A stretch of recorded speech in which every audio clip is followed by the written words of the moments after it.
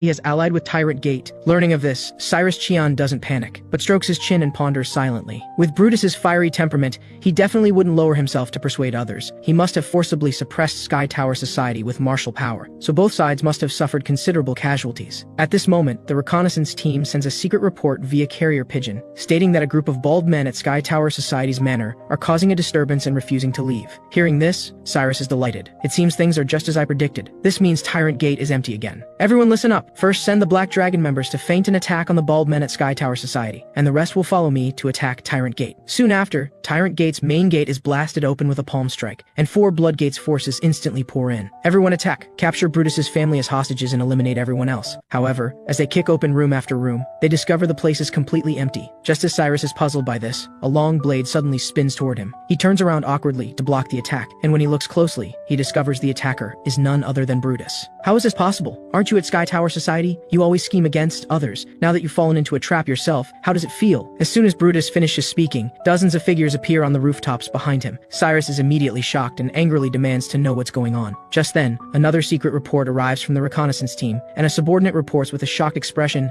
"Those are all Sky Tower Society members. They all shave their heads." Hearing this, Cyrus's expression becomes increasingly grim. He originally planned to consolidate the 3 forces before attacking Tyrant Gate, but in this situation, victory or defeat can only be determined by individual martial prowess. It's truly unbelievable. How could that brute Brutus come up with such a countermeasure? Or has a strategist I'm unaware of appeared within Tyrant Gate? At this moment, Cyrus stops his thoughts and points his sword at Brutus. Although fighting fair and square isn't my style, it seems right now there's only one solution. To settle this in combat? No. As soon as Brutus finishes speaking, he suddenly raises his blade and charges. "You're wrong, you shouldn't face me head on. What you should be doing is running away as fast as you can." Hearing this, Cyrus instead reveals a wicked smile. "Don't look down on me. I'm no longer the Cyrus I once was." With that, he forcefully pushes Brutus back, then his long sword thrusts out as fast as lightning. Although the latter is somewhat shocked, he can still parry. Both sides fight fiercely, and the old man on the roof is equally amazed. On one side is the swift and agile sword. On the other is the fierce and powerful blade. It's like watching a fierce tiger and venomous snake in combat. The terrifying aura emanating from these 2 powerful fighters shocks the surrounding martial artists into immobility. The reason the old man observes from the roof is to let Snow gain real combat experience. Meanwhile, the battle between both sides reaches its climax. Cyrus's speed becomes faster and faster, and each sword strike leaves a bloody mark on his opponent. In contrast, Brutus's attacks are blocked every time, which greatly boosts Cyrus's confidence, and his sword strikes like a violent storm, forcing Brutus back several meters, his body covered in wounds. If an ordinary person were watching, they would certainly think Cyrus has won, but the old man says Brutus will win. Although Brutus appears heavily wounded, in reality, only his skin or clothes have been cut. Conversely, although Cyrus blocks the dual blades every time, they carry Brutus's profound internal energy. So back and forth, the internal injury